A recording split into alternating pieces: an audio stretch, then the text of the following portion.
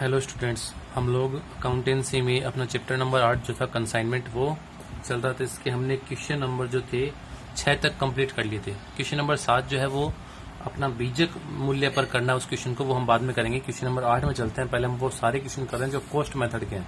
Question number 8 देखो, विजय sales corporation के लिए महेश को प्रेषण पर माल बेचता है। यानी विजय सेल्स ये कौन अपना कंसाइनर है यानी प्रेषक है, के लिए महेश को प्रेषण पर माल बेचता है। एजेंट कौन है यहाँ पर? महेश। 1 जनवरी 2015 को उसके पास प्रेषण का 20,000 का स्टॉक था। यानी स्टॉक पहले से उसके पास था, यानी जो अपना एजेंट था उसके पास पहले से स्टॉक बचा हुआ था। फिर कह रहे हैं महेश को ऐसे निर्देश थे कि वह लागत में 25% जोड़कर माल बेचेगा। यानी जब उसको परफॉर्मा इनवॉइस भेजा गया तो उसमें कहा गया कि आपको जो भी गुड्स बेचना है वो कॉस्ट में 25% ऐड करके आपको बेचना है। कुल बिक्री पर 4% कमीशन। बिक्री की राशि की वसूली की गारंटी के लिए कुल बिक्री पर 1% परिशोध कमीशन का अधिकारी। ये हमने पढ़ा था कि डेलीकेटर कमीशन अगर हम देते हैं उस केस में किसी भी प्रकार का अगर बेड डेप्ट होता है तो उसको कौन वहन करेगा? कंसाइनी ही वहन करता है। तो यहाँ पर डेलीकेटर कमीशन दिया जा रहा है, ठीक है। उसके बाद 31 दिसंबर 2015 को समाप्त हुए वर्ष की नगद बिक्री, जो नगद बिक्री बता रखी है वो है 1,20,000 तथा उधार बिक्री 1,05,000 की थी। प्रेषण के संबंध में महेश के कुल व्यय 3,000 के थे। डूबत ऋण 3,000, बेड डेप्ट जो है वो 3,000 का। प्रेषण पर 2 लाख का माल भेजा गया। प्रेषण की पुस्तकों में प्रेषण खाता बनाइए।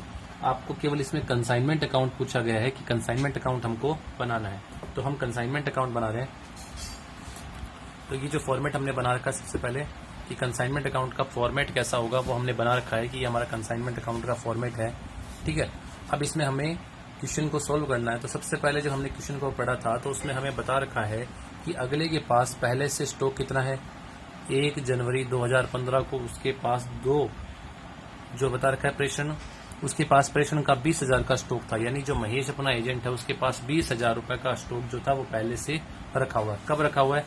1 जनवरी 2015। क्वेश्चन को सोल्व करते हैं।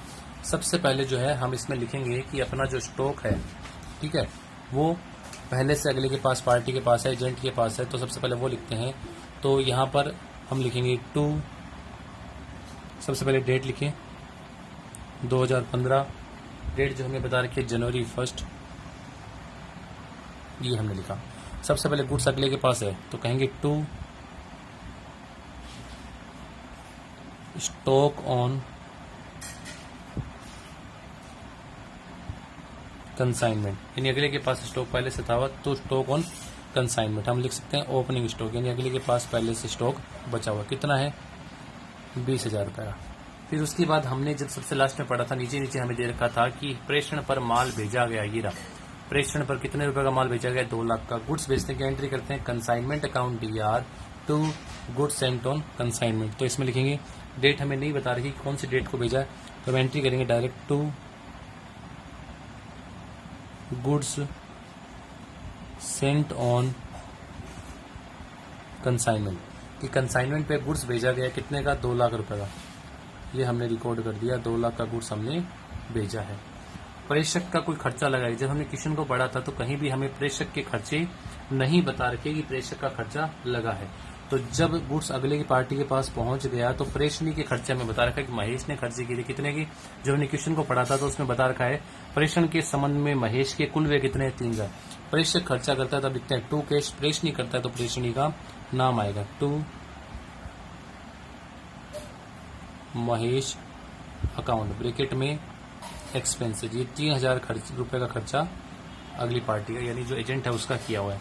उसके बाद हम लोग देखते हैं कि जो सेल्स हमें बता रखी है कि 31 दिसंबर 2015 को समाप्त हुए वर्ष तक नगद बिक्री 1,20,000 थी और उधार बिक्री कितनी थी?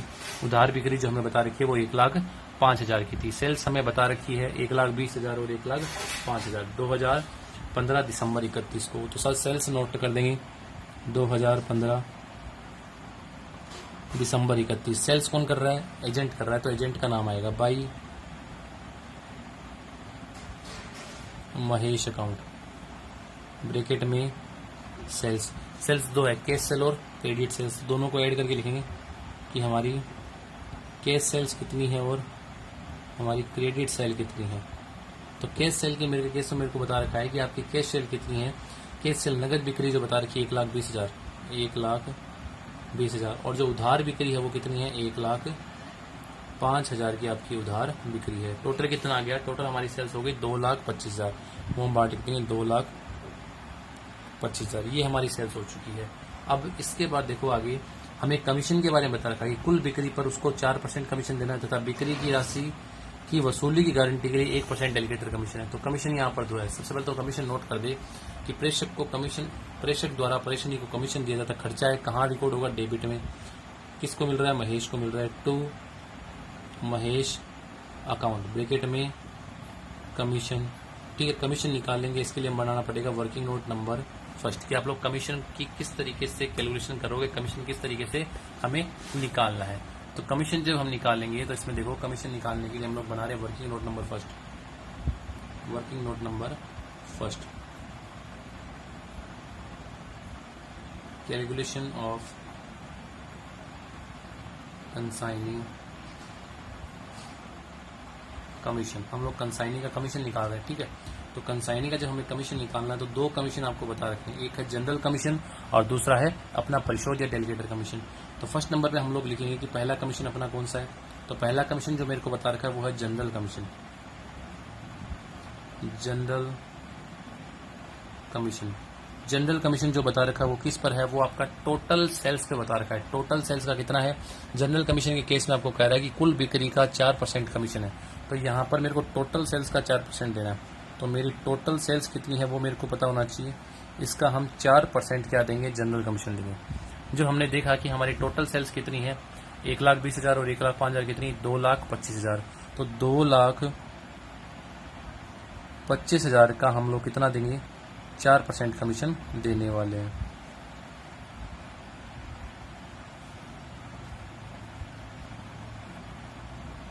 कितना आ गया? 9,000 रुपये अपना जनरल कमीशन बनता है। सेकंड जो है इसमें हमें प्लस करना है, ऐड करना है। सेकंड टाइप का जो अपना कमीशन मेरे को बता रखा है वो अपना कौन सा है? वो है delegator commission. Delegator commission, delegator commission देना है। तो डेलीगेटर कमीशन किस पे देंगे? डेलीगेटर कमीशन जो आपको बता रखा है क्रेडिट सेल्स पे देना है। तो ये हमारी जितनी भी मेरे को क्रेडिट सेल बता रखी है उसका कितना? 1% आपको 1% देना है। तो मैंने देखा मेरी क्रेडिट सेल कितनी है? क्रेडिट सेल्स आपको बता रखी है 1,05,000। ये मैंने यहाँ पे नोट कर दी 1,05,000। इसका 1% हम लोग देंगे तो 1,050। ये अपना 1,050 रुपये मेरा आ गया क्रेडिट अपना कौन सा commission? Delegator commission. Total commission हम तो नोट करते हैं तो यहाँ पे लिखेंगे टोटल कमीशन अपना कितना हो गया? Total commission equal general commission, general commission plus second commission अपना कौन सा है? सेकंड कमीशन जो मेरे को बता रखा है वो है डेलीगेटर कमीशन, वो भी नोट करेंगे।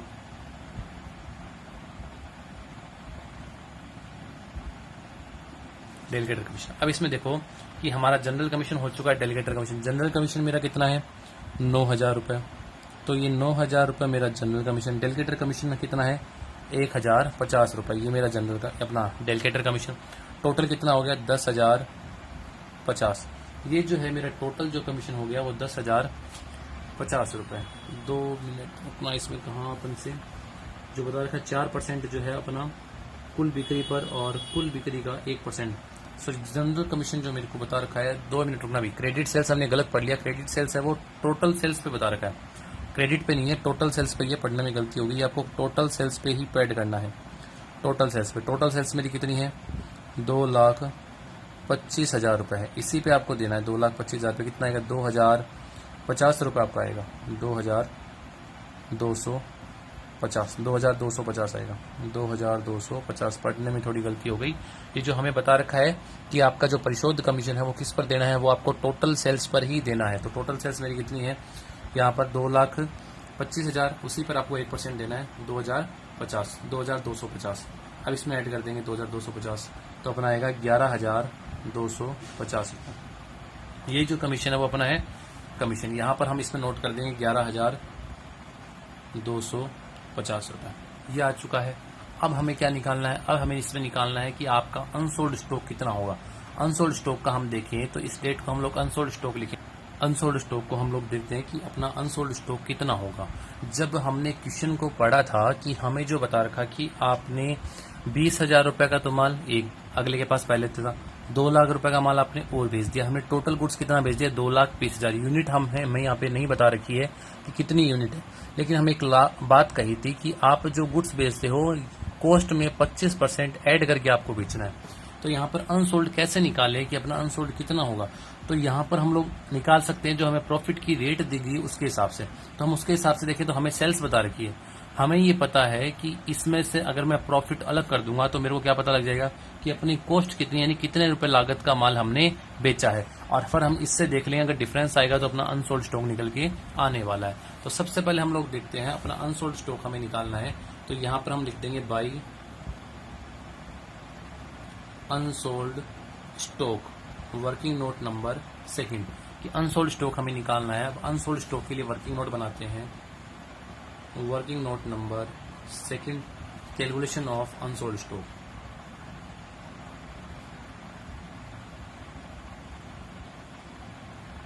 Calculation of unsold stock. Unsold stock हमें निकालना है। अनसोल्ड स्टॉक हमें निकालना है तो सबसे पहले हम लोग देखते हैं कि हमारी जो है सेल्स कितनी हुई है, कि हमें जो सेल्स बता रखी है कि आपकी टोटल सेल्स कितनी है। तो टोटल सेल्स देखो हमारी 2,25,000 है। जैसे ही मैं इसमें से क्या अलग कर दूंगा, अपन इसमें से अलग प्रॉफिट अलग कर देंगे तो मेरे को पता चलेगा।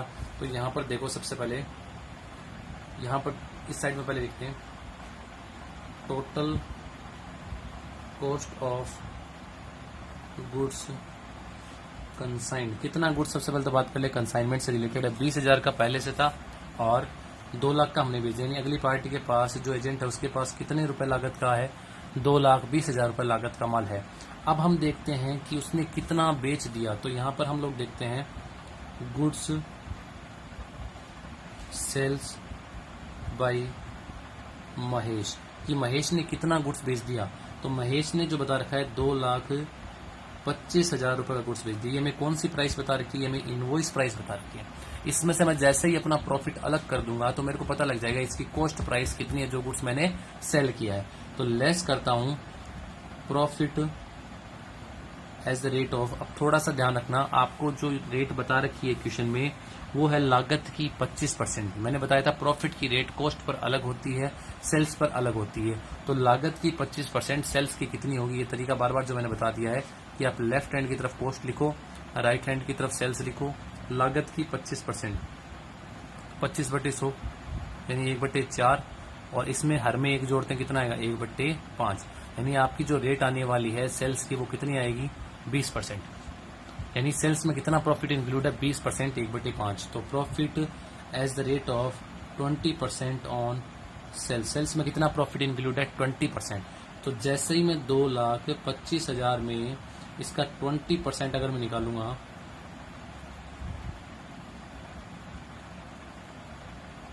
कितना? 45,000, 45,000 रुपए का प्रॉफिट इसमें शामिल है। जैसे ही इस प्रॉफिट को मैं अलग कर दूंगा,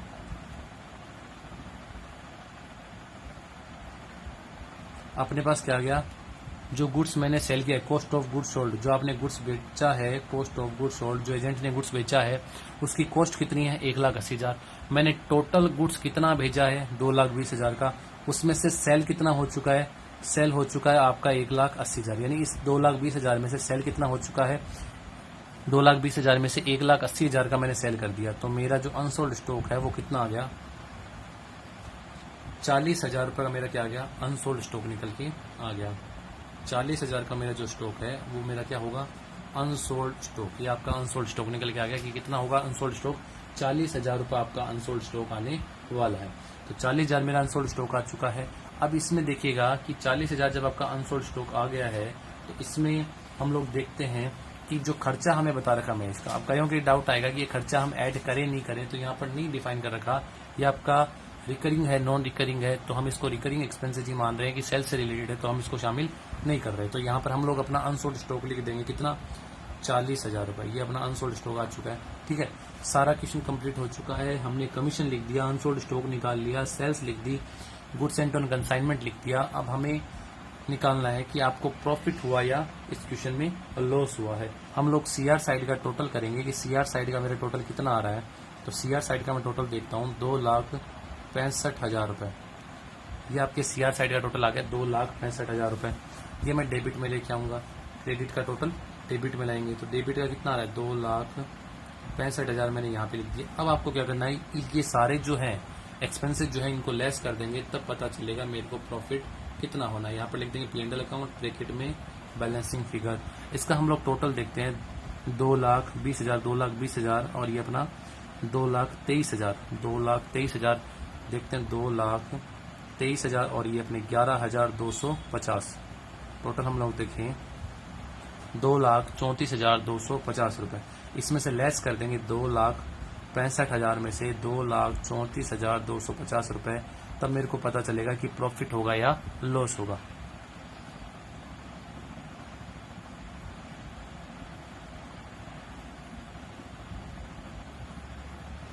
कितना आएगा 30,750 रुपए। आपका जो प्रॉफिट होगा वो कितना आएगा 30,750। ये हमने यहाँ पे लिख दिया 30,750 रुपए।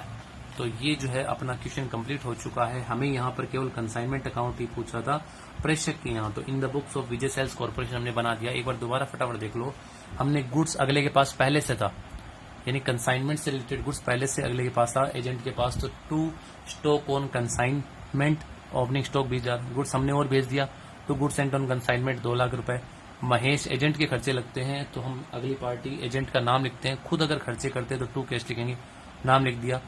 कमीशन भी क्या खर्चा वो भी हमने नाम लिख दिया एजेंट के, कितने 11,250। इस साइड में हमने सेल्स नोट कर दी। अनसोल्ड स्टॉक मैंने निकाल लिया कि 2,20,000 का गुड्स अगले के पास पूरा था, उसमें से 2,25 तो मेरी सेल्स वैल्यू है। इसमें से मैं जैसे ही अपना 20% प्रॉफिट अलग कर दूंगा तो मेरे को पता चला कॉस्ट प्राइस कितनी है जो मैंने गुड्स सेल किया 1,80,000। तो यानी जो बचा हुआ स्टॉक 2,20 में से 1,80 का उसने सेल कर दिया और बचा हुआ स्टॉक कितना होगा 40,000। ये मेरा क्या होगा, ये मेरा अनसोल्ड स्टॉक निकल के आएगा। उसके बाद कमीशन हमने निकाल लिया। कमीशन में दोबारा ढंग से उसको रीड करना कि टोटल सेल्स लिखा हुआ, क्रेडिट नहीं है, यहाँ पर पढ़ने में थोड़ी गलती हुई थी। टोटल सेल्स का आपको 4% और टोटल सेल्स का ही आपको 1% डेलीगेटर कमीशन देना है। मैंने दे दिया, टोटल मेरा आया 11,250, वो यहाँ नोट कर दिया। CR का टोटल किया 265, उसको डेबिट में लेके आए 2,65,000 और क्रेडिट साइड का टोटल आ रहा है 2,34,250, वो हमने यहाँ पर लेस कर दिया 2,34,250। तो अपना बैलेंसिंग फिगर से प्रॉफिट निकल के आया 30,750। तो ये जो अपना क्वेश्चन था कंसाइनमेंट अकाउंट हमसे पूछा गया था, जो कंसाइनमेंट अकाउंट हमने अपना जो है क्वेश्चन नंबर 8 जो है वो हमने कंप्लीट कर दिया। नेक्स्ट क्लास में जो है हम क्वेश्चन नंबर जो है वो 9 करने वाले हैं। क्वेश्चन नंबर 9 कंप्लीट करेंगे। क्वेश्चन नंबर 9 अपना कैसे होगा, और जो इनवॉइस वाला जो मेथड है वो हम बाद में सीखने वाले हैं। जब अपनी कॉस्ट के सारे क्वेश्चन कंप्लीट कर लेंगे उसके बाद हम लोग है क्वेश्चन नंबर 7 को करेंगे, या ऐसे 1-2 क्वेश्चन और भी करेंगे जो कॉस्ट के हैं, लेकिन उसको सेल्स पर किस तरीके से करेंगे, या कॉस्ट को सेल्स पर, कॉस्ट के जो क्वेश्चन है उनको सेल्स पर मेंटेन क्यों करते हैं, कि रिकॉर्ड क्यों करते हैं, वो सारा हम सीखने वाले हैं नेक्स्ट क्लास में। Thank you.